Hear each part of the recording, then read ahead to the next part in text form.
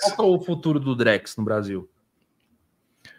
Eu não sei se vai, no final das contas, ter esse nome, mas o Brasil ele é meio que ponta de lança nesse negócio aí de dinheiro digital. Tu pode ver que o Brasil está sempre mais adiantado do que muitos países desenvolvidos tecnologicamente, né? Então, independente do nome ser Drex ou o que for, o caso é que, sempre olhando para a questão escatológica, religiosa, porque no final das contas eu tento pensar tudo de forma mais racional possível, e a religião, para mim, ela é racional. Tá?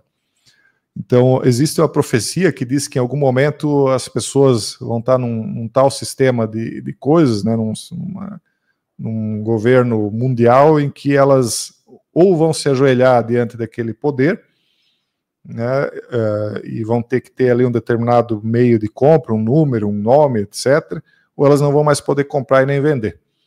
E isso que a gente está vendo surgir aí, na minha opinião, é isso, né? Porque tu imagina um dinheiro em que, sabe lá, Deus como, o governo descobriu que as pessoas estavam usando, e nem tá o Drex ainda, só o Pix, né? Sei lá, eu como, o governo descobriu que essas pessoas que recebiam Bolsa Família estavam jogando no Tigrinho. Como é que eles descobriram isso? Como é que eles sabiam mais ou menos até o percentual que era jogado? Quer dizer que eu não tenho mais sigilo no meu próprio dinheiro? Ah, não, Jason, mas tu não ganha Bolsa Família? Isso é lá para o pessoal da Bolsa Família. Ah, não, então tá longe de mim, isso aí nunca vai chegar em mim? É claro que vai. Porque claro se o cara do Bolsa Família eles têm capacidade de vigilância, eles vão ter no teu dinheiro também, né? E aí o Drex vem com um upgrade disso, porque por enquanto tu pode bloquear o dinheiro, né? Lá com clicar de um botão, ou tu pode eventualmente saber o que as pessoas compram através de um determinado sistema, né? Seja cartão, seja Pix. Só que o Drex ele traz um upgrade, porque tu pode bloquear, por exemplo, uma determinada coisa que a pessoa vai poder comprar. Então tu imagina lá no período da pandemia lá, que eles disseram assim, ó, tu só pode comprar o que for produto essencial. E aí um dizia que produto essencial era só alimento, outro dizia que era alimento e produtos de farmácia, enfim, aí cada um tinha um conceito. Mas aí vai vir uma ordem de cima para baixo e dizer, ó, produto essencial é X, Y e Z. Não, mas eu preciso comprar um outro produto lá, sei lá, qualquer coisa ali para minha empresa. Não, isso aí não é produto essencial, tu não vai poder comprar. Por quê? Porque se eu não posso apostar no Tigrinho, então o que vai impedir deles associarem um determinado tipo de código de barra, porque cada produto ele é classificado dentro de um determinado grupo, né? São gêneros alimentícios, aí ele tem um determinado número. Gênero alimentício enlatado, daí ele vai um númerozinho a mais ali que diferencia o enlatado do produto in natura, e assim o código de barra vai diferenciando cada produto até o ponto em que ele individualiza aquela marca e daquele produto ali, né? Então, bom, se não tiver dentro dessa classificação aqui, não passa no caixa. E o caixa não vai te entregar o produto só porque tu é convincente lá, né? Não pagou, não leva, então deixa aqui no estoque para eu vender mais adiante. E aí, então isso cria uma série de restrições muito grande. Aí hoje eu li uma matéria, eu não sei se eu entendi direito, que eles querem associar isso com algum tipo de vigilância fake news. Não sei como é que se daria isso aí, e aí daqui a pouco vem o discurso de ódio, que também não pode, né? O que é o discurso de ódio? Na minha visão, o discurso de ódio não é como eles dizem, é tudo que o governo não quer ouvir. Não é exatamente isso, é tudo que consta nas escrituras sagradas. O que tem ali dentro, para eles, é discurso de ódio. É discurso de ódio. Na minha visão, é a única coisa que realmente impulsiona o ser humano para lutar por liberdade, né? É a fé. E aí é a fé que eles querem proibir, né? Se levantando contra qualquer coisa aí que se associe com algum tipo de divindade. E deixar a população também impossibilitada de acumular dinheiro, né? Digamos, construir algo que seja fora dos limites do governo. Se a pessoa quiser acumular dinheiro e o governo começar a falar, não, espera aí, isso daqui não pode ser gasto com tal finalidade, acabou. Então você pode controlar o dinheiro por quantidade, por finalidade, por especificidade, como você falou, dinheiro para o tigrinho é ilegal, não pode gastar o dinheiro do Bolsa Família. Eles vão vigiar tanto que eles podem criar finalidades para o dinheiro, tanto para comida, tanto para bebida, tanto para serviço, tanto para saúde, tudo isso. Porque tu vai ter 2 limites do que tu pode comprar. O primeiro limite é o quanto tu tem. Então, eu não posso gastar mais do que eu tenho. Isso é uma regra que já existe desde sempre, né? Mas eles vão criar um outro limite, que é o crédito de carbono. Tu só pode gastar X créditos de carbono por mês. Então, por exemplo, tu compra uma passagem de avião, né? Hoje já aparece lá embaixo quantos quilos de CO2 tu está gastando com aquela passagem de avião. Não sei de que rabo que eles tiraram isso aí, esse cálculo, mas eles dizem lá, é tantos quilos por pessoa. Aí vai ter, cada produto, eles vão associar. Se tu comprou um automóvel, tem X quilos de carbono. Se tu comprar uma Coca-Cola, tem X gramas de carbono. Então, se tu atingir uma determinada quantidade de crédito de carbono, não adianta tu ter dinheiro. Entende? Tu não vai mais poder gastar. Atingiu um segundo teto. E aí, como é que tu vai construir uma casa? Tu já pensou quantos créditos de carbono vão numa casa? Numa reforma de uma casa? Vixe! Então, tem na agenda deles, tem um gráfico, não lembro mais onde é que eu achei, eu fiz um vídeo, sabe, todos os meus vídeos do Casando Verbo foram apagados, né? Mas tinha lá um vídeo que eu fiz há anos atrás que mostrava a meta de redução de consumo de material de construção, de ferro, de petróleo e tal. Eles têm uma meta para praticamente reduzir, praticamente zerar, né? Então, para onde que o ser humano está se encaminhando, se não é para uma prisão? E aí eu dou risada, Júnior. Não é dou risada, é só um jeito de falar. Mas eu fico achando assim uma grande ilusão o pessoal que corre para as criptos também. Porque tu imagina, como é que a pessoa vai usar a cripto se ela não puder usar a internet?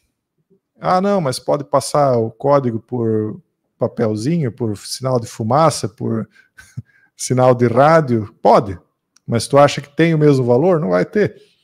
Então é uma ilusão, não vai ter escapatória. Tu só vai chegar um momento que tu vai ter 2 opções, ou tu te ajoelha, ou tu te mantém de pé e vai para a fornalha. Eu ia falar sobre isso. O pessoal estava pedindo que você falasse sobre as criptos e tal, e o Bitcoin. Mas o Bitcoin, você consegue fazer isso que você falou. Você consegue ter o Bitcoin e usar no dia a dia. Se você transforma ele na moeda através de USDT, por exemplo. Sim. Agora, tu já percebeu, Júnior, que ninguém acompanha a cotação do Bitcoin em peido de unicórnio? Todo mundo quer saber quantos dólares valem. Por quê?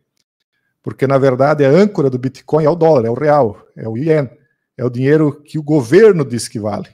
Porque eu não vou trocar Bitcoin por peido de unicórnio, uma coisa que não existe. Uma coisa que não existe por outra coisa que não existe. Entende? Então, por que eu não faço... O Bitcoin, então, ele só existe na internet. Ele existe como uma esperança de liberdade. Então, o valor dele está nessa esperança de liberdade que as pessoas têm de não estar vinculado ao governo, de o governo não tributar elas, de não impedir que elas levem isso para outro país, né?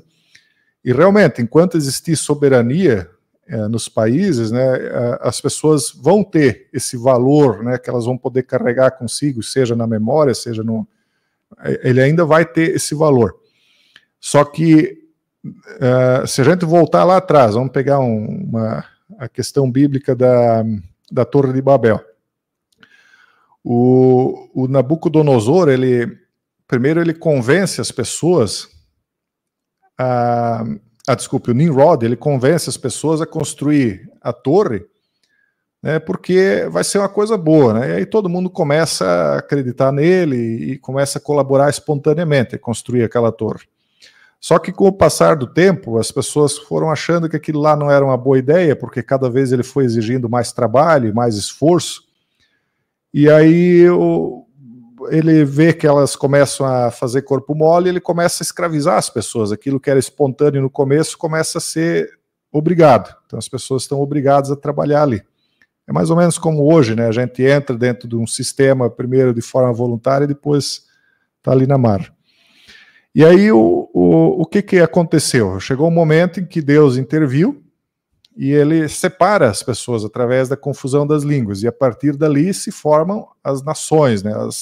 As tribos, línguas e nações, né? Se espalha o povo por toda a terra e aí criam-se nações, né? Os países e tal. Isso foi uma coisa muito boa, o espalhar das pessoas pela terra, porque tu criou locais de refúgio. Tu já pensou se o mundo inteiro fosse igual a Cuba? Para onde é que o cubano ia fugir? Não ia ter a Flórida para ele fugir, né? E eu já vou chegar no Bitcoin. Eu estou buscando lá atrás para chegar no Bitcoin. Então, se não fosse os Estados Unidos ser a terra da liberdade, quantas pessoas aqui no Brasil estariam em problemas hoje, né? Não teriam para onde ter ido. Uhum. E aí, então, quando Deus cria essas nações, ele sabia que o ser humano, para não ser escravizado por um novo Nimrod, ele precisava ter essas diferenças ideológicas acontecendo dentro de cada nação, cada um pensando de uma maneira. Uma hora um país se torna tirano e o outro se torna livre. Depois aquele que era livre fica tirano e o outro fica livre. Tem essa variação histórica dentro das nações. Só que, em algum momento, haverá uma unificação mundial.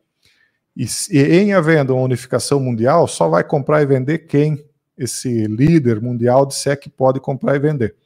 Por que o Bitcoin cresceu conforme a campanha do Trump cresceu? Porque as pessoas, embora digam que não, que isso dá plena liberdade, não sei o quê, no fundo elas sabem que elas precisam do apoio do poder político vigente. Porque se o Trump ganha a eleição, o Bitcoin sobe. Se o Biden ganha a eleição, o Bitcoin cai. Por quê? Porque o político vai perseguir o Bitcoin. Então elas sabem que o poder do Bitcoin está na mão do político. Tanto é que elas compram e vendem conforme um político sobe ou desce numa campanha política.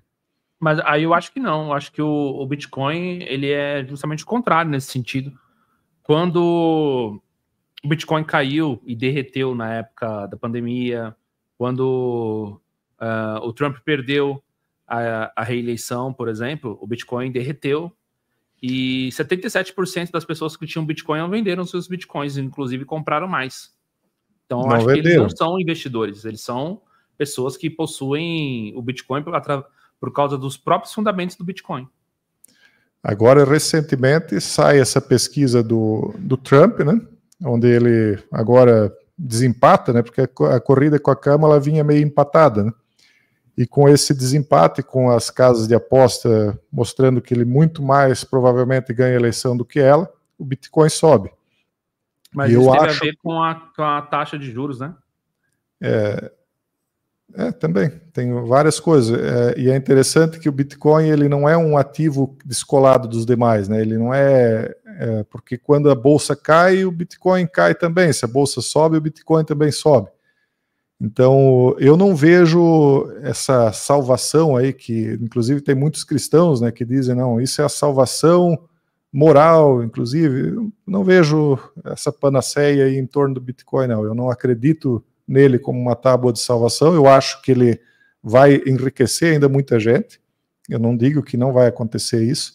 Eu acho que muita gente ainda vai ganhar muito dinheiro com ele, mas ele só vai existir até o momento em que todos os governos da Terra disserem que ele existe. A partir do momento que existir uma autoridade que diga que ele não tem mais o curso legal, ele acaba, porque aí tu vai converter ele em quê? Em que moeda? Tu vai comprar ele como?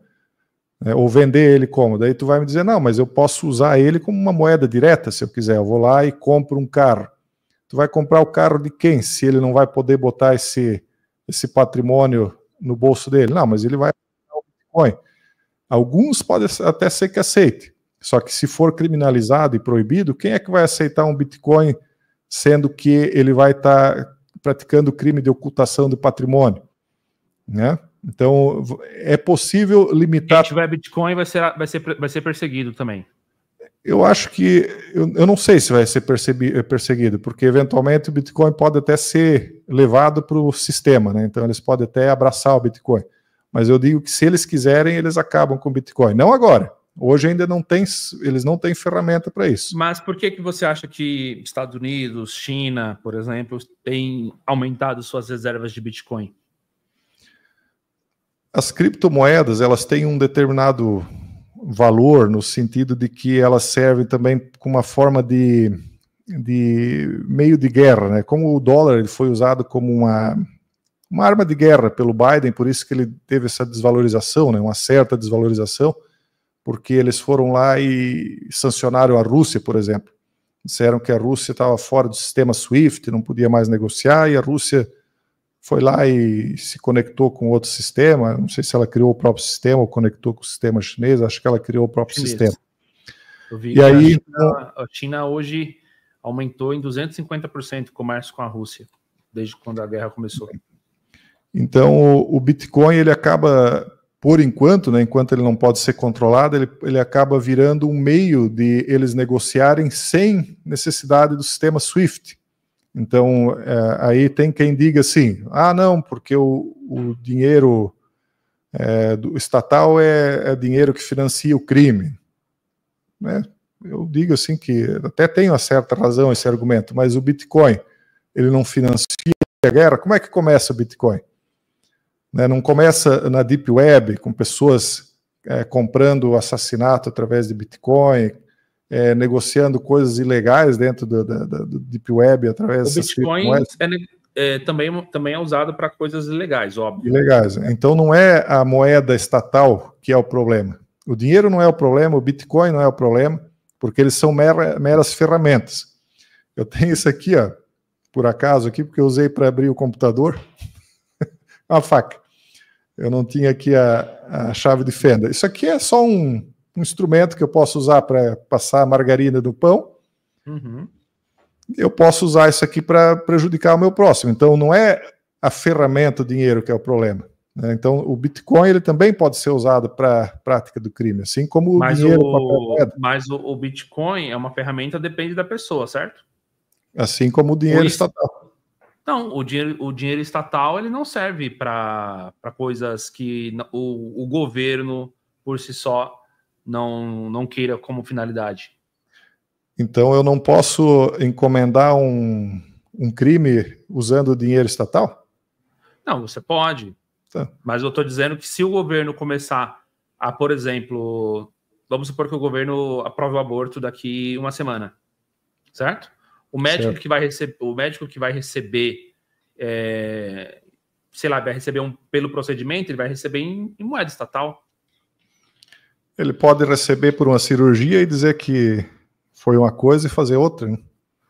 Pode, é isso. A moeda em si, tipo, tanto a moeda estatal quanto o Bitcoin, tem essa questão. Mas vai passar pelo Estado, entendeu? A diferença do Bitcoin é que se eu quiser fazer qualquer negócio com qualquer pessoa, eu tenho que querer. Não posso ser forçado. O Estado, você pode fazer até mesmo forçado, porque se faz parte do Estado controlar, inclusive, a especificidade do dinheiro, ele pode dizer que é obrigatório, entendeu? E exige pagamento. E quem desobedecer pode ser penalizado. Sim. As criptos, por enquanto, elas têm mais liberdade. É isso que eu digo. Em algum momento, eventualmente, elas vão... Se o governo quiser, elas perdem totalmente essa liberdade. Não agora, né, mas em algum momento isso pode acontecer. Então, tem uma outra situação que eu não sei, eu não sou um especialista em Bitcoin, né, mas as pessoas elas compram Bitcoin com o quê? Com a moeda estatal. Né? Quando ela compra o Bitcoin, essa moeda estatal vai para a mão de uma outra pessoa. E esse dinheiro estatal, ele não desaparece quando ele compra um dígito no computador. Então, ele pode ser reinvestido novamente em Bitcoin através de uma terceira pessoa ou da própria pessoa que recebeu esse dinheiro. Então, o Bitcoin, ele é uma abstração, né? E o dinheiro impresso pelo Estado, ele, em tese, né, teria um certo limite.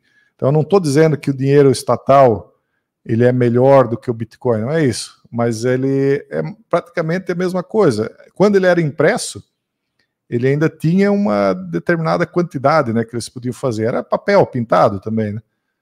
Mas cada vez tudo está se tornando mais abstrato, né? Aquilo que era ouro, né?